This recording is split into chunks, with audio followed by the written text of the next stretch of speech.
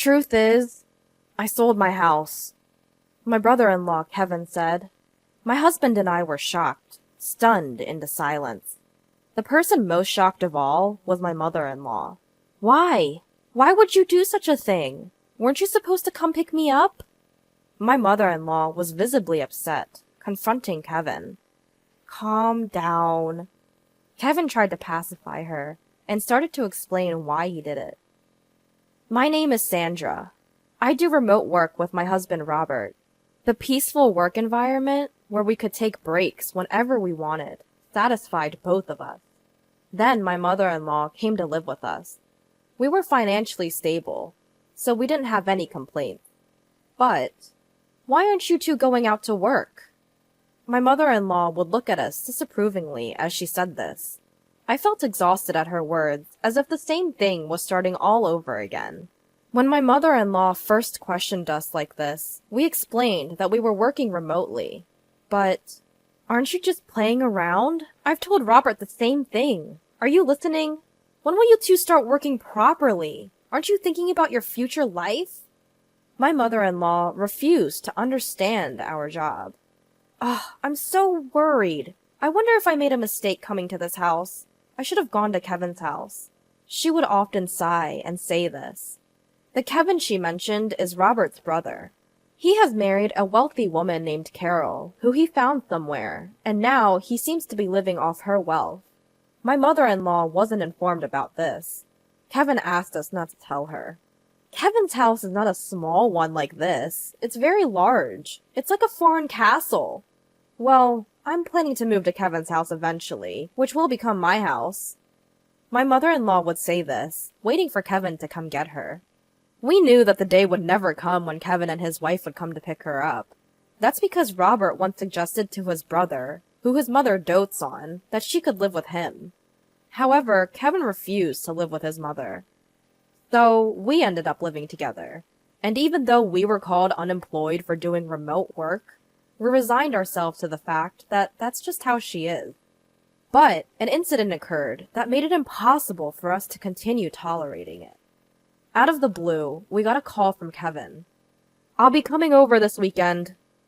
Without waiting for a response, he hung up. What do we do? That guy hasn't changed a bit. Robert and I were baffled, and overhearing our conversation, my mother-in-law leaned in, looking delighted. He's coming to pick me up! Please, help me prepare to move, she said, and then dragged Robert off to her room. Robert looked troubled. Mom, Kevin's not coming to pick you up. He probably called because something happened. But she snorted, clearly unconvinced. That can't be true. But he didn't say anything about picking you up on the phone, right? He just didn't say it, Robert. I'm so tired of this house. You're probably hoping to make me your housekeeper, but that's not going to happen. We couldn't understand why she was having such paranoid thoughts.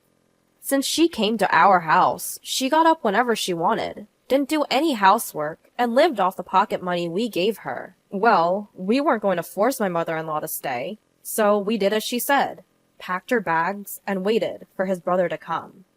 Over the weekend, my brother-in-law and his wife arrived at our place. As soon as they entered our home, they had suspiciously ingratiating expressions on their faces. I had a bad feeling. Just then, my mother-in-law emerged with sparkling eyes. You finally arrived! Listen here, Sandra is totally inept at house chores, so I have to do them. And Robert completely ignores me. Isn't that terrible? She said that with a victim-like expression, pushed past Robert, and welcomed her brother into our home. You guys, don't mistreat Mom. There's no way we're doing that.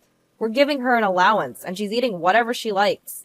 Plus, Sandra is handling the house chores, Robert said, with a complicated expression on his face. But his brother just looked suspicious. Robert has always been a bit clueless, probably treating Mom badly without even realizing. And it seems Sandra isn't the considerate type. That's right! Kevin really understands me. Hearing this conversation, Robert and I couldn't help but scowl. Despite this, we decided to entertain our guests, and led the couple to the living room. We all sat around the living room table, with Robert and me on one side and the couple on the other. Now, what are you sitting around for? Serve the tea! Huh? I thought you were going to make the tea, mother-in-law. What are you saying? Making an old woman work? You see, Kevin, Sandra is this kind of person. My mother-in-law even started fake crying at that point. I was so stunned at her behavior that I didn't even feel like retorting. Once I had served the tea, the couple became solemn. The truth is, we sold our house. Robert and I were surprised and shocked at Kevin's words. The one who took the biggest shock was my mother-in-law. Why would you do something like that? Didn't you come to pick me up? She asked, flustered, confronting Kevin. He tried to calm her down, saying, Easy, easy, and then began to explain. We've been in debt, and though we could repay the debt by selling the house, we're broke and have nowhere to live. So we came to discuss if we could stay here. What? Debt? I was trying to start a business, but it didn't go well. Well, that happened, right? Kevin, unabashed, laughed while saying this. Robert and I sighed in exasperation. We only need to stay until we find a new house. Please, we have no one else to turn to.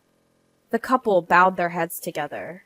I think our expressions must have been complicated, but if they had nowhere to live, we had no choice. We agreed to let the couple temporarily stay in our house. However, we made them promise to leave within a month. Kevin said, Got it, and still, laughing, went back to prepare to move their things. After they left, my mother-in-law sat silently, looking thoughtful. Robert and I assumed she was still in shock. The next day, the couple's stuff arrived right away. This much? Where should we put it all? We're in trouble. We might have to sell some of it, or rent a locker. While discussing this and moving Kevin's things, my mother-in-law dropped a bombshell on us. I've been thinking, won't we be more secure in the future if Kevin's here? So you freeloaders can leave, can't you? My husband and I were taken aback by my mother-in-law's abrupt statement. If you insist, I can tolerate Robert staying, but I don't need a wife who can't do anything. Get a divorce. Then the space that Sandra was occupying can be used for all these packages. My mother-in-law made this demand eagerly, her eyes shining, and looked to my husband for agreement. What are you talking about? He reacted as he usually did, completely astounded. Then my brother-in-law and his wife arrived. My mother-in-law greeted them with joy. Although I was still shaken by her previous words, my husband decided to ignore them for the moment and asked his brother to deal with the packages. There are more than I thought. Try to reduce the number, rent a locker, or sell some if you have to. When my husband said that, his brother glared at him and said, What are you talking about? These are important packages. How could I sell them? And what if someone steals them from a locker? What if they get damaged? Are you going to take responsibility, bro? My husband shook his head at his brother's selfish behavior. This is our house, you know. It's only natural that you should endure some inconvenience, right? If you don't like it, find a place to live, quickly, and leave. At that moment, my mother-in-law shouted, What are you talking about? Didn't I just say, if you two are not happy with Kevin and the rest, you can leave. You're basically freeloaders. You're not needed in this house. Kevin is trying to start a business, and all you two do is loaf around the house doing so-called remote work. You're a nuisance. My mother-in-law said this as if it were her own house. My husband and I looked at each other in disbelief. My brother-in-law and his wife were surprised at my mother-in-law's words, but then they started to smirk. That might not be a bad idea. Mom, that's a good idea. Yeah, it's a hassle to look for a place, so we could live here. So sell this house to us. Right, Carol? I feel uncomfortable with you two around, so it would be helpful if you sold this place to us. Plus, it seems like our mother-in-law is on our side, so sell this place to us. My husband and I were dumbfounded at their words. What nonsense are you? My husband began, but was interrupted by my mother-in-law, who gloated. See? Both Kevin and Carol are saying the same thing. So what will you do, Robert? If you're going to divorce, you can stay here. My mother-in-law glared at me triumphantly. I braced myself to retaliate, but my husband spoke first. Don't you just say whatever you want? Why does Sandra have to leave? My husband was red in the face with anger, raising his voice. Don't shout like that! It's better without a burden around, isn't it? My mother-in-law retorted, but my husband responded in an exasperated tone. You don't understand anything. This is Sandra's house. At my husband's words, my mother-in-law and brother-in-law, and his wife, gasped. My husband started speaking up to them, adding to the tension. This is the house that Sandra bought for our life together. What? What are you saying? Isn't it the husband's job to buy the house? There's no such rule. Moreover, Sandra covers all of Mom's allowance and living expenses. Sandra said she'd take on that burden because your pension is minimal, and it would be difficult for you to have financial freedom with just that. Robert was glaring at his mother-in-law with an intense expression. Despite this, my mother-in-law seemed to disbelieve, looking at me and snickering in disbelief. Unbelievable! Sandra just plays on the computer all day. She doesn't even do housework seriously. Wasn't my allowance coming out of my pension? Otherwise, there's no way Sandra could afford to give me $500 a month. Moreover, my mother-in-law continued, Sandra is the one managing my pension, isn't she? You might have told Robert otherwise, but I'm sure you're dipping into my pension. She puffed up her chest and glared at me. I glared back, not to be outdone. It's true, I've succeeded as a business owner. You're lying! Divorce this lying wife already. You should live here with me and Kevin and Carol. Besides, there's no proof that Sandra is earning money. There is. Here it is. With that, I pulled out my paycheck and showed it to her. The sight of it left my mother-in-law and Kevin and his wife slack-jawed. We've not used any of Mom's pension since she moved in here. If Mom ever wanted to leave, Sandra has been managing it so she could live independently. But instead, Mom, you've been bossing Sandra around, interfering with her work. You're the problem. If you don't like Sandra, you should leave. Right now. I don't believe any of this. We don't mind if you and Kevin temporarily stay, but some patience should be expected. We didn't want you two to live here in the first place. We only agreed because you begged us. Robert said this, glaring at Kevin and his wife. Kevin and his wife broke out in a cold sweat, not used to Robert raising his voice. Just kidding! But you sure are earning a lot, huh? I wish you could teach me some business tricks. Right, Carol? Yeah. While it's true we were worried about living with our sister-in-law, it seems like she's a good person after all. Kevin and his wife smiled at each other, but my mother-in-law was unyielding. Don't act so high and mighty. You're just a bum. Enough! Robert, you should leave too. You should go outside and see how harsh this world can be. My mother-in-law, filled with conviction, refused to listen to anything we said afterward. Robert and I sighed in disbelief, interrupting her with, Well, if that's how you feel, we'll pack our things and move to a new house. You guys will be stuck with a mortgage, but if that's okay with you, don't come crying to us for help. If you insist, mother-in-law, we'll leave. Even with a pension, maintaining your lifestyle will be challenging. But I guess that can't be helped, can it? At our words, my mother-in-law turned beet red and yelled at us to get out. Wait! You can't be serious! We don't have to do that, do we? Yes! If you two are here, we're safe! Kevin and his wife tried to stop us, but my mother-in-law gave us a fierce look and said, Don't you dare talk back! Kevin, you're going to be a CEO, aren't you? I don't mind you using my pension, so just start a company and show us how successful you can become. I'll show you what happens when you defy us.